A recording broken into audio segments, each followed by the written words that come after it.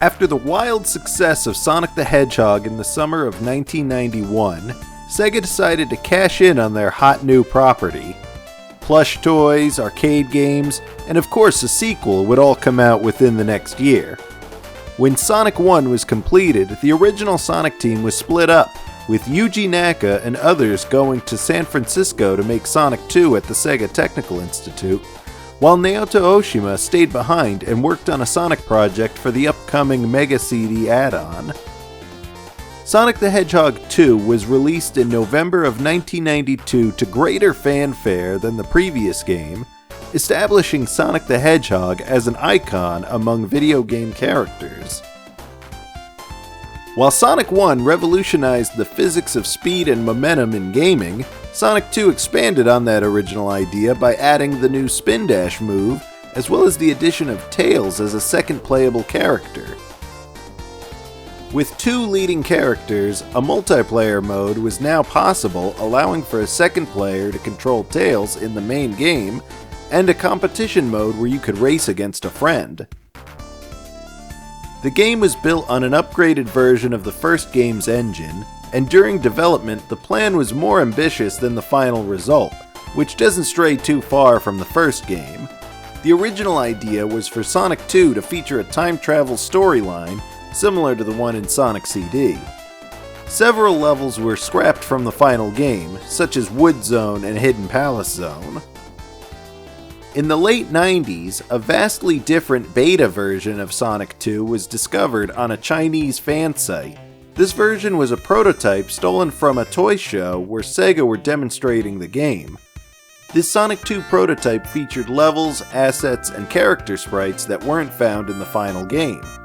For years, fans have studied and documented the development of Sonic 2 as one of gaming's great mysteries, mostly due to the various prototypes that have popped up over time. While the final game might not meet the scope the developers originally had in mind, it's no doubt still a fantastic game and is probably better off as it is.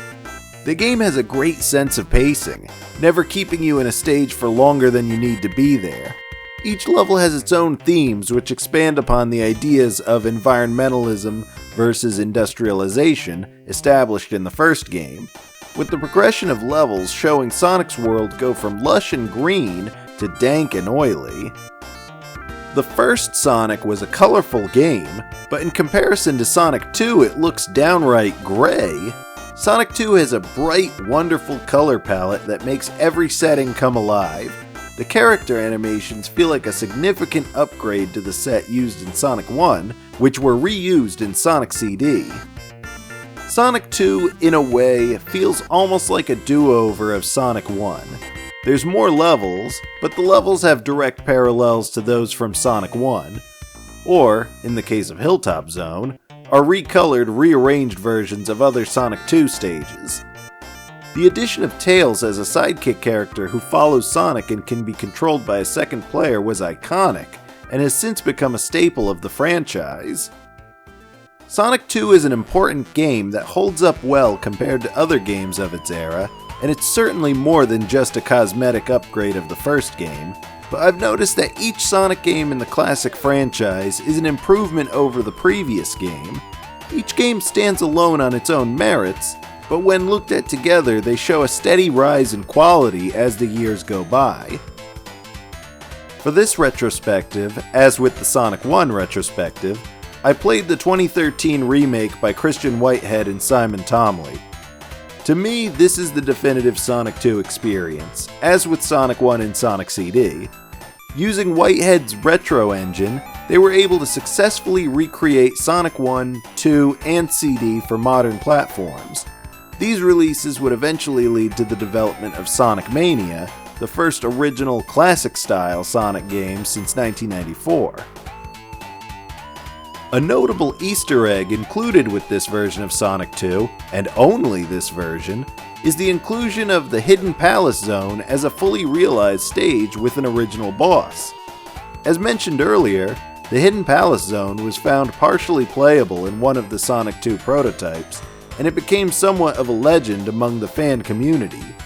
The idea behind the level was repurposed for Sonic and Knuckles, But for Sonic 2 players on mobile devices, the level was recreated with the original assets and is only accessible by falling into the infamous Spike Pit in Mystic Cave Zone.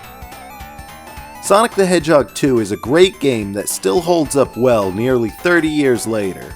It's unfortunate that the definitive version of the game has been stuck on mobile devices.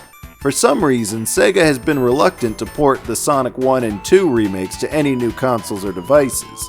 But hey, guess they don't want our money.